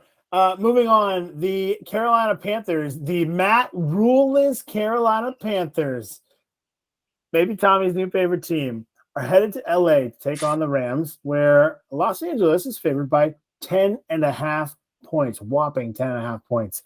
Over under here is 40.5 points. I don't know, Tommy. I mean, I could lead us off. You know, I've been on the Panthers with Matt Rule. I've been waiting for this to happen to stay on the Panthers. But Tommy, why don't you take it away? So, I mean, typically I would think you're already starting to hear the rumors of the DJ Moore trade movies. You're already starting to hear rumors about McCaffrey. Yeah. And so you would think that like normally it would be just like, oh yeah, just stay off of them because clearly they're going to start the CJ Stroud tankathon. They're going to try to throw their hat into that ring. They'll probably give up a bunch more prospect. Actually, while I'm doing this, I'm going to search a tweet of what they've done with their quarterback situation since the start of 2020. So it hasn't even been 2 full years yet of the moves that they've made. But then you realize that the Los Angeles Rams just haven't been the same this entire season. And so to have them get that much of a spread at 10.5 points for a team that is now probably excited to play football again and is motivated to prove that this was solely on the coaching and not on the players themselves.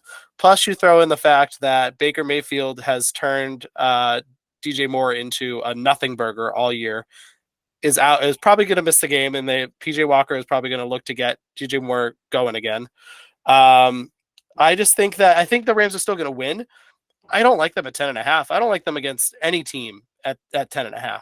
So I think a motivated Panther squad is going to be able to cover. I don't think they're going to win the game, but I think they'll be able to cover this.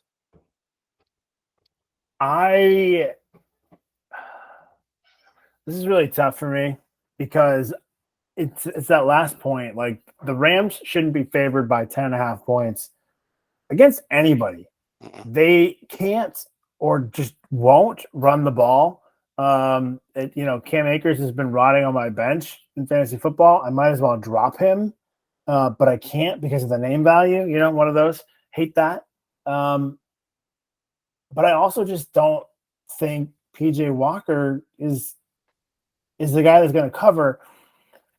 And I think the issues on this Panthers team go deeper than Matt Rule. I like some of the talent there. I think that they should be better, but they need a stronger coach. And the guy taking over, Steve Wilks, has been a head coach for exactly 1 season before, and he won 3 games with the Arizona Cardinals and then got fired. So mid-season, there's a little bit of chaos. There's names in the rumor mill. I mean, McCaffrey's on the injury report every day at this point. Steve Wilks, probably not the guy. I don't know if you can get worse than Matt Rule, but I don't think they got better, even with the addition by subtraction. So it's I don't know. The laws of imbalance are fighting against each other, but I'm going to go with the Rams to cover. I don't really like it, but I just don't the Panthers can and should respond. I just don't think it's going to happen this week on the road. I think that this is another one of those kind of trap lines where it's 10.5, don't take it. You don't want to get screwed at 10. Kind of not that we saw the Bills line at 10 by any means, but it was at 14, which is oh no, 14. You really want to lay that? And then they win by 35. So I'm not saying they win this game by 35, but I don't think 10.5 is enough points. I'd think 14 would be cutting it close, but I'm going to take the Rams in a blowout. Wow. End of story. We don't need facts. Tommy's playing the Pat roll here, taking the Panthers on Dollarville Island. Pretty crazy.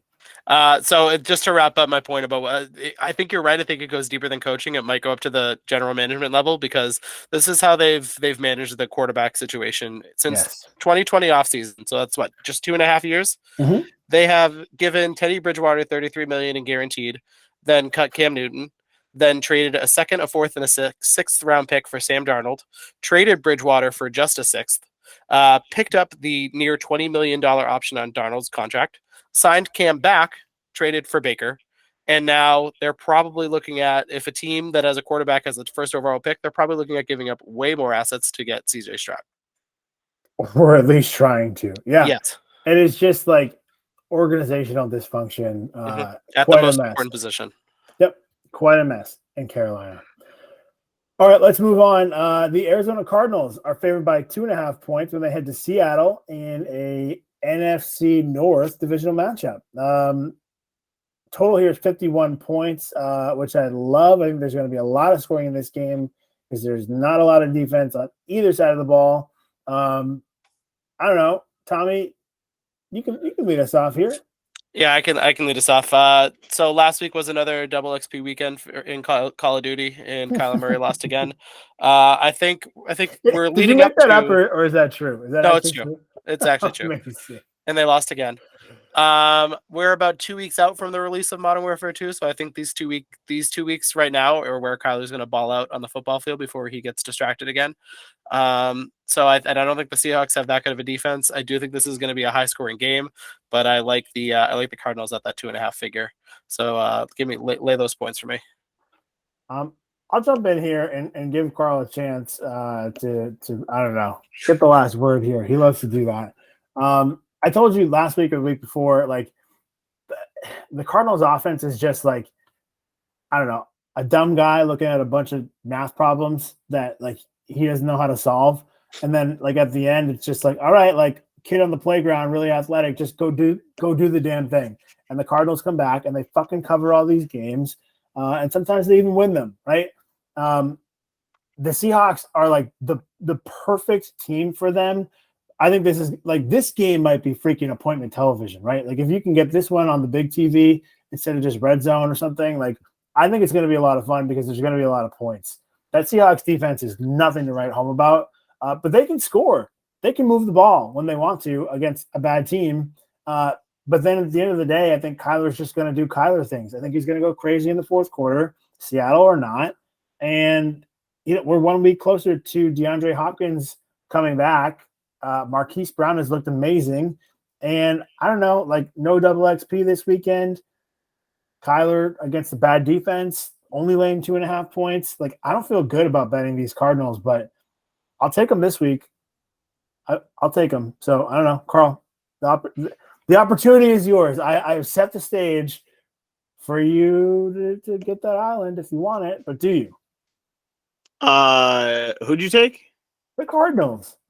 But Tommy, did you take the Cardinals? Oh yeah. Oh, all right, word. Yeah, I'll take it. I'll take the Seahawks. No, but I do have this projected at 248, and we're going off a 2.5 line, so it's a very, very, very, very close prediction to my score. And again, my home field advantage is just whatever I put in there, so that doesn't really. It's not an exact science. If I made the home field advantage 3 or 2.5, that would change the whole outcome of this game. So, I do think this is going to be high scoring. But I'm going to hold on to the Seahawks.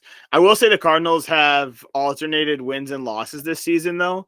And they're due for a win if you follow that logic, because they've gone loss, win, loss, win, loss. So they're due for a win. But I'm going to take the Seahawks. We'll see what happens. And then this is just my shot to get another dollar bill island. So suck on that. All right. This is my shot to recover one win after nearly lining up with you all week. Finally, Broncos country. Oh God! Can you ride when you have like a broken shoulder, like a torn lat? Like how, I don't know. I've never ridden a horse. Have any of you guys ever ridden a horse? I have actually multiple times. Nope. Okay, all right. So horse riding expert Carl is here. I don't know how's that gonna feel on that shoulder and that strained, torn lat of Russell Wilson this week. I didn't even give you guys the line. I'm sorry. I didn't even tell you the line because the Broncos are heading to LA to take on the Chargers, and the Chargers are 5-point favorites. Yeah. So Carl, take it away. So I like this closer to 3, like 275, 277. Wait, I'm sorry. I'm going to interrupt you again. I specifically want you to talk about horseback riding. Oh, okay. Yeah. So I've gone in Jamaica, and that was fun. It was a little relaxed. I've also gone during like COVID up here in Onondaga Nation, which is like the Native American like reserve. It's not really a reserve, it's like a section where they all live. And that was fun. Did that a couple times. It does hurt after a little bit because you're bouncing up and down. It's not a fun ride, so I don't know, maybe I should get some chaps or something. Is that what they wear? But only the assless ones though. Right, absolutely. But in terms of the game, I have to ride with Broncos country. I don't know. I do have them listed, like I do have them like as underdogs in the game. I don't have like a huge difference in like them as like favorites. I still have them losing this game on my spreadsheet, but covering the spread for like a 3-point game. So if the spread was 3, 2.5, it would have been a lot closer for me. But at 5, we're just gonna take the Broncos and hope that they can keep it close. There's like low expectations for the Broncos right now, and the Chargers are playing like decently well. So I don't know. Maybe that's why the line's up a little bit, but I don't know. I'm gonna keep riding the Broncos till the wheels fall off, even though I said I was off of the Broncos the other day. I might have said that. Yeah. Well, spoiler alert: the wheels have fallen off. Because I am taking as much as I don't like Brandon Staley so far this year, I'm taking the Chargers. The reason that they didn't cover last week was because he decided to go for it with the ball in his own zone on 4th and 1. They turned the ball over, and they're just lucky enough that Cleveland missed that field goal. So I don't like the line at -5, but I'm still going to take the Chargers because the Broncos are Russell Wilson has just gone past the line of being like, haha, funny, cringy to just being like complete weirdo cringy. And his play is so far back that up. So as much as I don't like the line, give me the Chargers. If there's one thing you should hammer, it should be the under at 45.5, because this is going to be an absolute sludge game, I think. I think every game with Russell Wilson moving forward probably will be. This season might be his Joker origin story. As we watch him like deteriorate week after week, like just like mentally, like the guy is. I don't know. He's going to be doing ayahuasca with Aaron Rodgers before we know it. But for now, he's doing like some platelet-rich plasma injections in that shoulder. Okay, so I'm just going to – this story is weird to me. Like we heard that Russell Wilson went and got a procedure. Like it sounded like he got an injection. Then it sounded like he had surgery. It sounded like it was like just like a strain, but the way that it was said was that it was a mild strain. Of course, if like medically, like a strain is typically like a tear. It's just, degrees of the tear, right? Then we heard that he has a torn lat and that he had a procedure on Friday in LA after the Thursday night football game, which in my head, if you go and you have a surgical procedure that quickly, like your team doctors haven't had a chance really to fully examine you, right? Like it usually like you get a preliminary examination and then the next morning you undergo imaging and testing further with your team doctors, team physicians, to see the extent of it and kind of make a plan of action from there. Unless it's very obvious, right, that you like broke a bone or you tore a ligament in half or something, right? So in my head, like Russell Wilson just went off the reservation, flew to LA, went to his own doctor, got an injection, got a procedure. But this season with this rookie head coach is so fucking off the rails but they're not going to admit that publicly. They're just going to stand by the guy. But I have to imagine there's fury inside those walls with a guy who's already not very popular in Denver in that locker room, just kind of just thinking he's the king of the castle. Like I was envisioning this week when I heard it, somebody running off and saying, like just getting really angry and yelling at Russell Wilson. Like, I don't know who the fuck you think you are, but you're not in Seattle anymore, little boy. So none of this, it just stinks to me.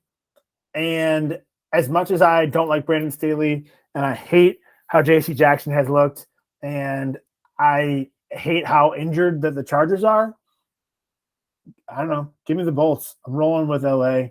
I'll lay those points. Carl, you're the only one left on this Broncos bandwagon, man. I don't know. I know.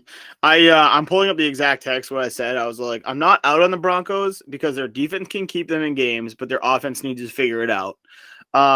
This might not be the best week for them to try and figure it out, but They do have extra rest coming off of a Thursday night game. So who knows? We'll see. But I do think it's coaching, which is not a good sign for me. The other thing, too, so quick side note, Russell Wilson returned to practice today, Tuesday. Allegedly threw the ball pretty well. First day back after the injection, 4 days after. But the piece that nobody was talking about to me was like, oh, well, like Russell Wilson, like he battled this injury for 3.5 quarters on Thursday, so no wonder he looked so bad. And then all of a sudden, like the excuse making for Russell Wilson started coming out Friday morning in that talk track.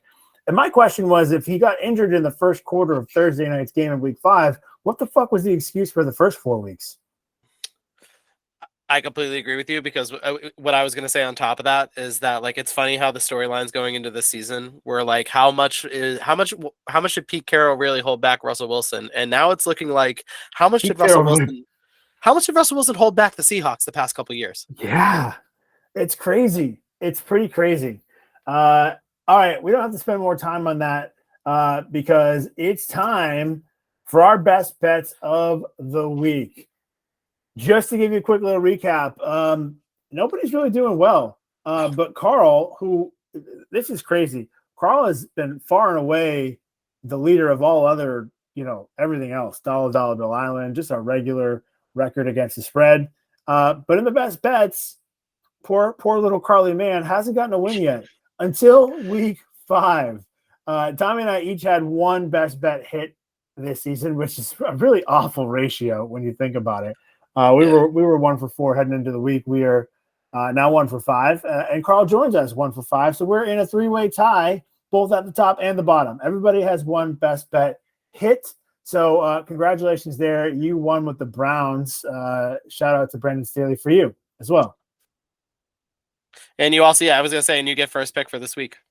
Amazing. I'm trying to figure it out right now. I really want to go with the Dolphins because they're one of my dollar bill island potentials. You want to double down on the dollar bill? Yes, that's been my most profitable. So it's either Broncos, Seahawks, or freaking, what was I just saying? Dolphins, which does not make me feel good. Let's just throw a dart at the board here, and I'm gonna go with let's just go with the Rams. I mean, I said that I think 10.5 is a lot of points, but I think that the Rams are gonna take care of business. I don't think the post Matt Rule era is gonna like jump off to a hot start this week. We'll let them get settled in for a little bit with a blowout, and then they can pick it up. So give me the Rams. I don't know. Again, I'm just hoping to have a really good week overall. If I don't get this right, but I still get 11 wins, I'll be happy. I can't believe. Can you just turn around a minute and look what's hanging behind you? The Edelman jersey. Yep, and then what's behind that? My Carman Road sign that I definitely didn't. Carman Drive sign that I definitely didn't steal. Over two. Something else on that wall. This quilty sign that Kay got from Fenway for free. All right, for everybody listening to this, I'm talking about the Tampa Bay Buccaneers flag flying behind Carl Mann, previous season ticket holder Carl Mann. Give me the Bucks, baby. Come on. They're taking on the Steelers. 8.5 points. Chump change. Easy peasy. Easy peasy. Lemon squeezy. Which means you should bet the Steelers. So that's also fine by me because it lets me take the team that I won my only other best bet so far on, which is the Ravens. Give me them 5.5 against a hobbled Giant squad coming back over the Atlantic. I actually like all 3 of our bets this week. Obviously, I don't. Not all of you like mine, all things considered, but I actually like those. I like our bets this week, which means they're probably going to lose. I think the 3-man fraud podcast is no more. I think we're back. Yeah, we broke that trend of the last couple of weeks. Amazing. All right, so we're going. I do have a best bets for you. Are you ready for this? Yeah. Okay, amazing. Saturday, get your asses up to wherever you need to, your local sports book or virtually. Sorry for just shaking the camera here. Syracuse, TCU, and Utah. Those are the 3 teams that you want to take in college football. Syracuse, TCU, and Utah with the spreads. You're welcome. Thank me later. College football minute. Love that. I mean, no spreadsheet involved in college football yet. This is just gut instinct. Syracuse, TCU, and Utah are my three picks this week. Amazing. If I could throw in not a parlay, but I have you guys are the teaser guys, but I have one that could be teased if Okay. if Hit people me are with so it. I'll inclined. tease you. How about we go with a little Thursday Sunday tease of the Commanders, a little 6-point tease there, and the Bengals. So it would be Commanders +5 and Bengals +4. I think it would be if you do 6 points. Are the Commanders? We talked about this game a long time ago. Commanders. So it would be Commanders +7 because they are +1. Yeah, you're right. So yeah. Commanders +7 and Bengals +4. Bengals plus. You could do that for sure. Okay. I mean, I like the Bengals -4, so I'm down for it. Just a little safety tease. I will also say that I love all of you, and I would love to hear a nice little like parlay party from Pat. Let's see what you got. Give us one. You got to give me the music. The DJ. Okay. Hit that track.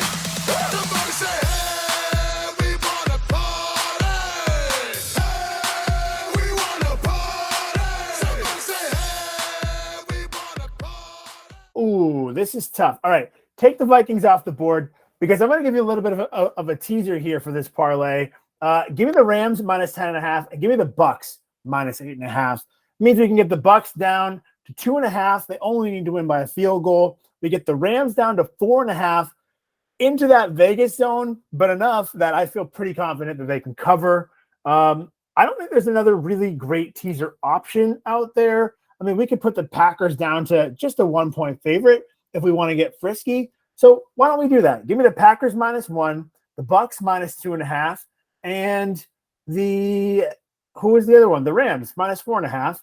With that 3-team teaser, I think that gets us up to around. If you do 3 teams, you definitely get plus odds. I want to say it's 160. Plus 160. Plus 160 sounds right. Yeah, but we can do that math in post. Excellent, amazing, love that.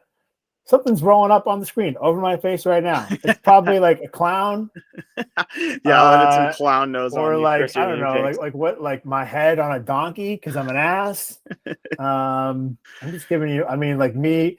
What's that image where like Manny Pacquiao got like knocked out and like Simba's on him? Like you could just make me Manny Pacquiao and like Simba like no, Dad. That's really wake sad. up. Don't do that one. I have a puppy. That'll hurt my heart because that would be my puppy. All right. 3-Man Gush podcast. ASMR Carl. Take us home.